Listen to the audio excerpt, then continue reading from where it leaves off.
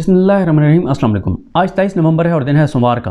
25 नवंबर को supreme court of Pakistan में एक समाअत हुई। उसका हवाला तो मैंने आपके साथ शेयर नहीं किया था, लेकिन उसके बाद उस समाअत के चंद रिमार्क्स को लेके, बल्कि एक ही ऑब्जर्वेशन को लेके बहुत प्रोपेगेंडा किया जा रहा है तहरीक इंसाफ के ख़िलाफ़, तहरीक इंसाफ की लीगल टीम के ख़िलाफ़। और ये कहा जा रहा है कि उन रिमार्क्स से ये वाज़े होता है कि तहरीक इंसाफ की लीगल टीम ने बड़ी गलती की है और तहरीक इंसाफ की टीम ने बड़ा गलत किया है, जिससे इमरान खान को बहुत नुकसान हुआ है।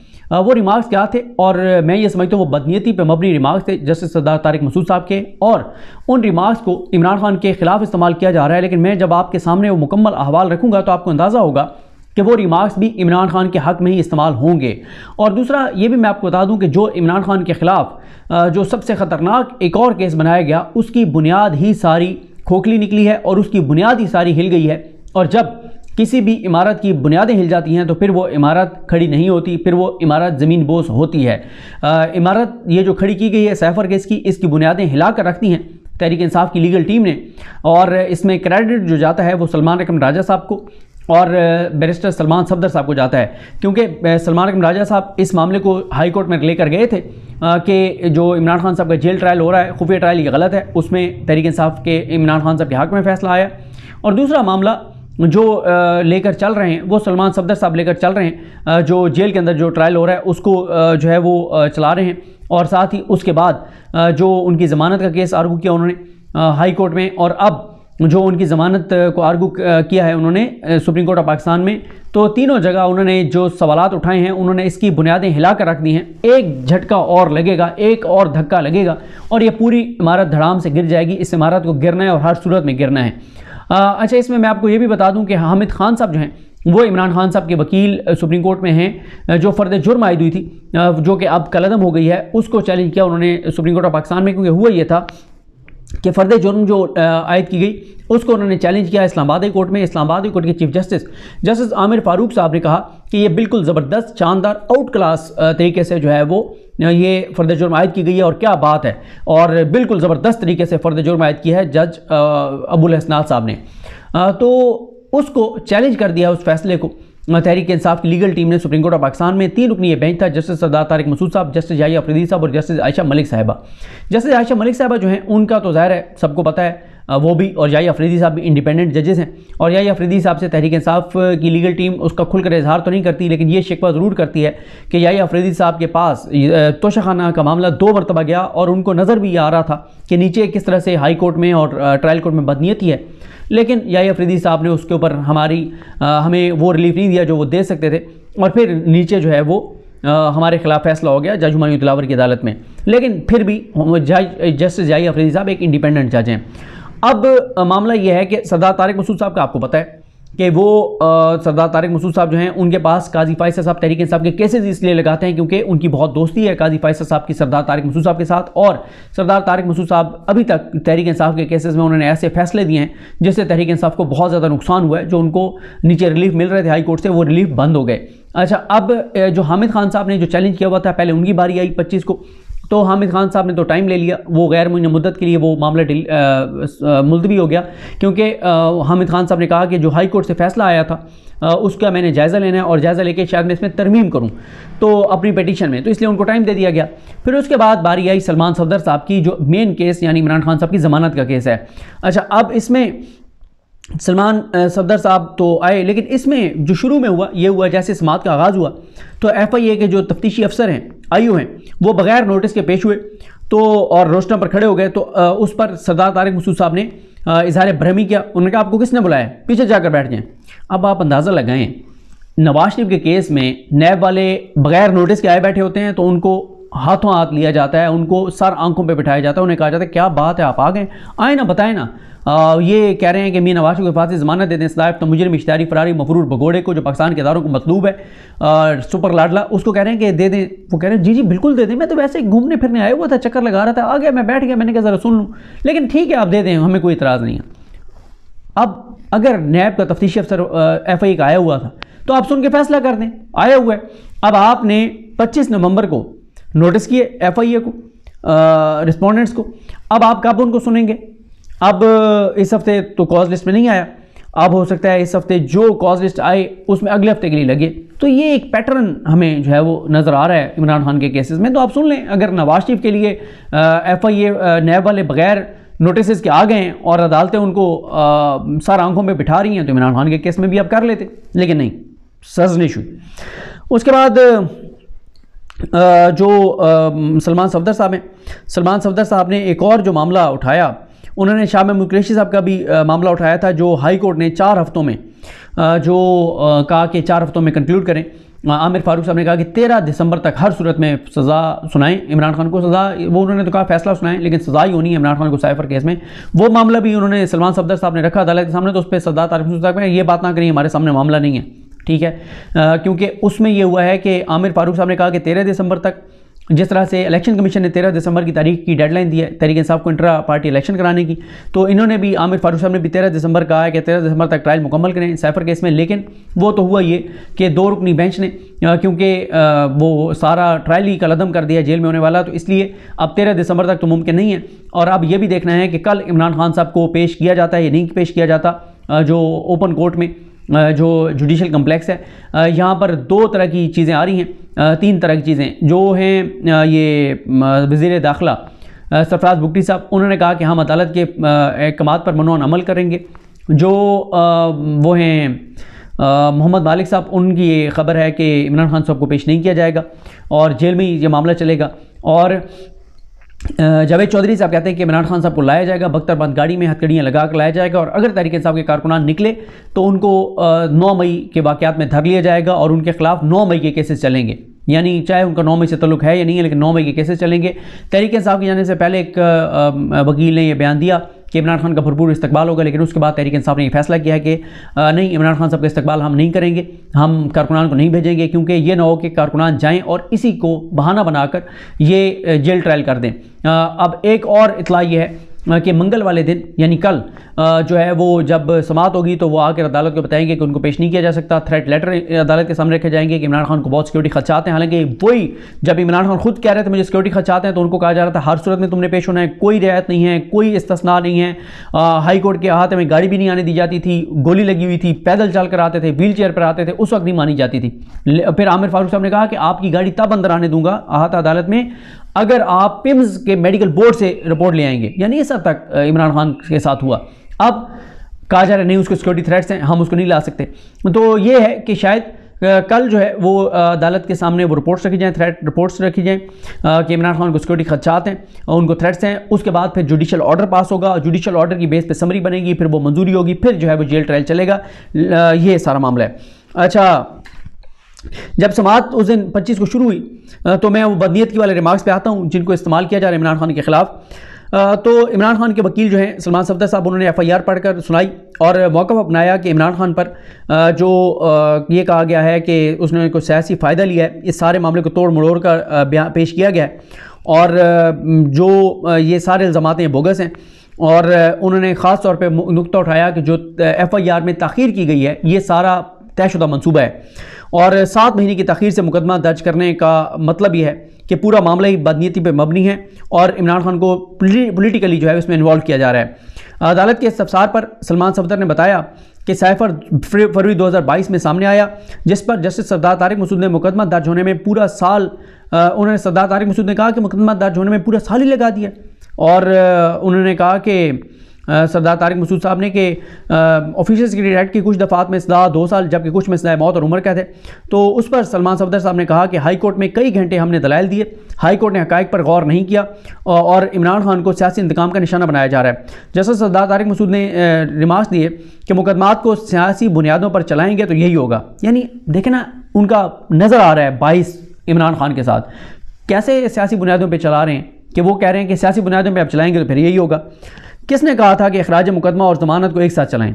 यानी वो क्वैशमेंट भी इन्होंने डाल दी थी ना हाई कोर्ट में, क्वैशमेंट वाली दरख्वास्त भी इनकी मुस्तरद हुई जिसमें उन्होंने कहा कि FIR ही कलअदम कर दें, वो नहीं मुस्तरद हो गई है। आमिर फारूक साहब ने मुस्तरद किया, वो भी इन्होंने अब चैलेंज कर दिया तहरीक इंसाफ ने सुप्रीम कोर्ट में, लतीफ़ खोसा साहब ने। सरदार तारिक मसूद साहब ने कहा कि देखें इस मरले पर तो नोटिस ही जारी होने, लिहाजा आप रेलिवेंट जो है वो आर्गूमेंट्स दें। इमरान खान की उम्र जो है वो 60 साल से कम नहीं है और केस मज़ीद इंक्वायरी का है। तो उस तरफ आप आएँ, इधर उधर जाने की ज़रूरत नहीं है। उसके बाद बैरिस्टर सलमान सफदर साहब ने मौक़िफ़ अपनाया कि इमरान खान ने कोई जुर्म नहीं किया, कोई ऐसा जुर्म नहीं किया जिस पर ऑफिशियल सीक्रेट एक्ट का इतलाक़ हो। इमरान खान पर जासूसी करने या दुश्मन मुल्क को फ़ायदा पहुँचाने का इल्ज़ाम नहीं है। तहकीकात में कोई ऐसा जिक्र नहीं कि इमरान खान ने कोई जासूसी की है या दुश्मन मुल्क को फ़ायदा पहुँचाया है। ऑफिशियल सीक्रेट एक्ट का सेक्शन 9 गलत तौर पर लगाया गया है, जबकि ऑफिशियल सीक्रेट एक्ट के सेक्शन 5 के तहत सिर्फ 2 साल सज़ा है और ये काबिल ज़मानत है। जस्टिस सरदार तारिक मसूद ने रिमार्क्स दिए कि इल्ज़ाम यह है कि इमरान खान ने साइफ़र का कोड कंप्रोमाइज़ किया। तो उस पर उन्होंने कहा, वकील ने सलमान सफदर साहब ने, कि साइफ़र को कानून के मुताबिक डीक्लासिफाइड किया गया और कौमी सलामती कमेटी में पेश किया गया। कौमी सलामती कमेटी में साइफ़र पेश करने और डिमार्च करने का जिक्र सुप्रीम कोर्ट के फैसले में मौजूद है। वकील ने बताया कि बतौर वज़ीर-ए-आज़म इमरान खान के खिलाफ अदम एतमाद के मामले पर सुप्रीम कोर्ट के फैसले में साइफ़र को डीक्लासिफाइड करने का जिक्र मौजूद है। यानी वो सुप्रीम कोर्ट के फैसले में मौजूद है कि डीक्लासिफाई किया गया था। जब डीक्लासिफाई हो गया तो फिर कैसे आप कह सकते हैं कि जो है उसकी इमरान खान ने इन्फॉर्मेशन जो है वो कैसे काबीना के साथ शेयर कर दी, किसी के साथ शेयर कर दी। जस्टिस जाहिया अफरीदी ने इस्तफसार किया कि क्या साइफ़र एक खुफिया दस्तावेज़ था या नहीं, जिसके जवाब में वकील सलमान सफदर ने बताया कि डीक्लासिफाई होने के बाद साइफ़र खुफिया दस्तावेज़ नहीं था। जस्टिस जाहिया अफरीदी ने मज़ीद इस्तफसार किया कि क्या डीक्लासिफाइड होने से पहले इमरान खान ने साइफ़र को अफशा किया। सबके सामने उन्होंने उसकी मालूमात लाए। तो जस्टिस सरदार तारिक मसूद ने कहा कि अगर साइफ़र को हवा में लहरा कर बता दिया जाए कि इसमें यह लिखा है, तो क्या वो साइफ़र के बारे में मालूमात देने के ज़ुमरे में नहीं आता। वो जलसे का जिक्र हो रहा है जिसमें इमरान खान ने एक डॉक्यूमेंट लहराया था, लेकिन उसके ऊपर पॉइंट्स थे, वो साइफ़र नहीं था। जस्टिस जाहिया अफरीदी ने कहा कि इस मरले पर हम सिर्फ इल्ज़ामात को देख रहे हैं। सलमान सफदर ने कहा कि जब नामजद मुलजिम को गवाह बना दिया जाएगा तो फिर पूरा केस ही बातिल हो जाता है। ये सबसे इंपॉर्टेंट पॉइंट है इस केस का। दोबारा सुने कि जब सलमान सफदर ने कहा कि जब नामजद मुलजिम को गवाह बना दिया जाता है तो पूरा केस बातिल हो जाता है।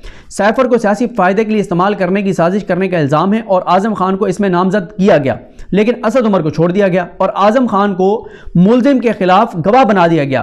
पहले वो एक्यूज थे, मुलजिम थे, फिर इमरान खान के खिलाफ गवाह बनाकर उनका मुलजिम का स्टेटस ख़त्म कर दिया। ये बुनियाद ही केस की उखाड़ के रख दी गई है। डिले वाला पॉइंट कि डिले हुआ, फिर साइफ़र ओरिजिनल पेश कहीं नहीं किया गया, उसके जो रूल्स हैं वो कहीं पेश नहीं किए गए, उसमें क्या किस दुश्मन मुल्क ने फ़ायदा उठाया ये नहीं बताया गया, इमरान खान ने कैसे जासूसी की ये नहीं बताया गया। ये सारे फ्लॉज जो है वो उड़ा के रख दिए सलमान सफदर साहब ने पूरा केस। जस्टिस जाहिया अफरीदी ने रिमार्क्स दिए कि इंक्वायरी में कहा गया था कि शरीक मुल्ज़मान का किरदार तफ्तीश में तय किया जाएगा। यानी इंक्वायरी में कहा गया था कि शरीक मुल्ज़मान असद उमर और आज़म खान का किरदार तफ्तीश में तय किया जाएगा।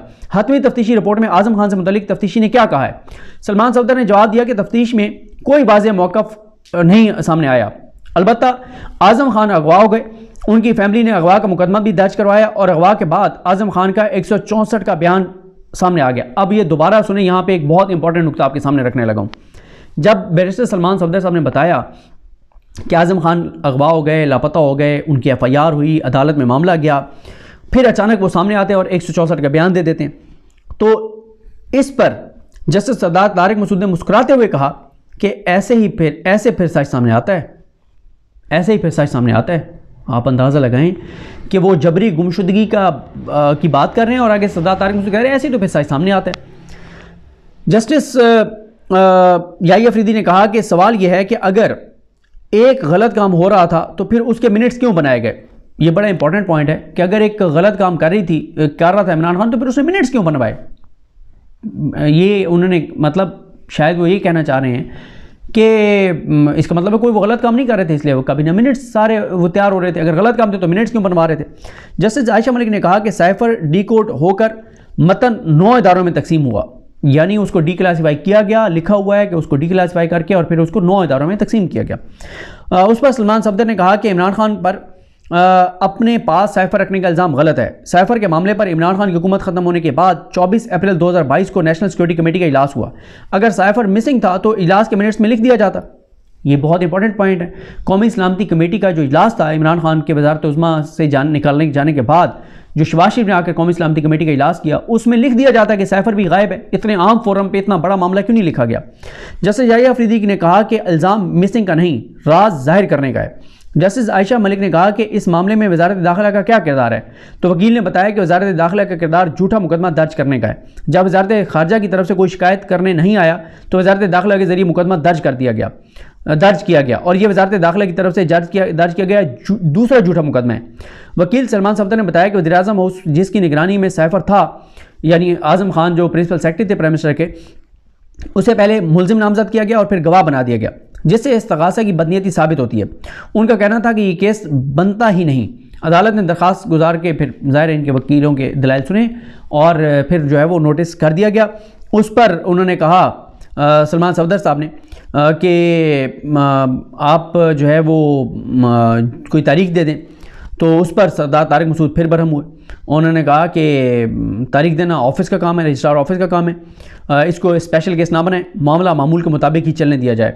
और उन्होंने फिर कहा ये अब आ जाए उन रिमार्क्स पर जिसको बदनीयती के साथ दिए गए लेकिन इमरान खान के ख़िलाफ़ इस्तेमाल किए जा रहे हैं, लेकिन ये इमरान खान के हक़ में जाते हैं। सरदार तारिक मसूद साहब ने कहा कि आपने जो है वो ट्रायल ख़त्म करने से आपका नुकसान हो गया है, इस्तगासा तमाम खामियां अब दूर करेगा और ट्रायल करेगा, अगर आप ये ना करते तो आपको अपील में इसका फ़ायदा होता। यानी सरदार तारिक मसूद साहब ये कह रहे हैं कि हुकूमत ने गलत किया, नोटिफिकेशन गैर कानूनी थे, इमरान खान के साथ ज़्यादती हो रही थी, जेल में जो उनका ट्रायल किया जा रहा था, खुफिया ट्रायल भी गलत था, नहीं होना चाहिए था, हुकूमती प्रोसेस भी गलत था, हुकूमत की बदनीयती भी शामिल थी, सारी चीज़ें थी।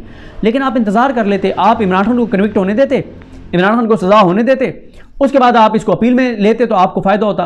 बात यह है कि जो कुछ तोशाखाना केस में हुआ है, पूरा दुनिया जहान के वकील कह रहे हैं कि वो गलत हुआ है, लेकिन उसका इमरान खान को अपील में क्या फ़ायदा हो रहा है? कोई भी फ़ायदा नहीं हो रहा, क्योंकि अपील 5 अगस्त से मामला पेंडिंग है हाई कोर्ट में। 5 अगस्त से लेकर आज तक वो अपील जो है वो अब अगले 30 नवंबर को उन्होंने जो है वो लगाया हुआ है, ये 30 नवंबर को अभी लगाए हुए उन्होंने इमरान खान की तोशाखाना वाली अपील। लेकिन क्या फ़ायदा हुआ उन फ्लॉज का? मसला ये है, अगर इमरान खान की लीगल टीम ये मामलात ऊपर ना लेकर जाती और 2 जजेस जस्टिस मियां गुल हसन औरंगज़ेब और जस्टिस समन रिफत साहिबा इसको कलअदम ना करते ट्रायल को, तो आमिर फारूक साहब ने तो कहा कि 13 दिसंबर तक सज़ा यानी फैसला सुना दे, सज़ा ही सुनानी है उन्होंने।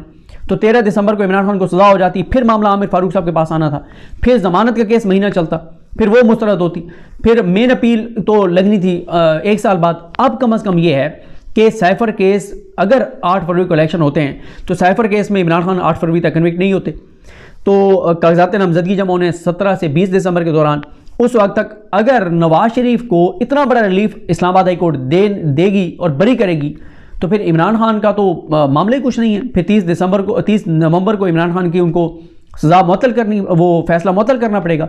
फैसला जैसे मुअत्तल होगा तो इमरान खान इलेक्शन लड़ने के अहल हो जाएंगे, कोई और केस में कन्विक्शन नहीं है। तो अगर ये कन्विक्शन तहरीक इंसाफ 13 दिसंबर तक होने देती साइफर केस में और ये सोचती रहती कि हम ये रेमेडीज़ बाद में अवेल करेंगे, तो इससे बड़ी तो इम्काना बात कोई नहीं है।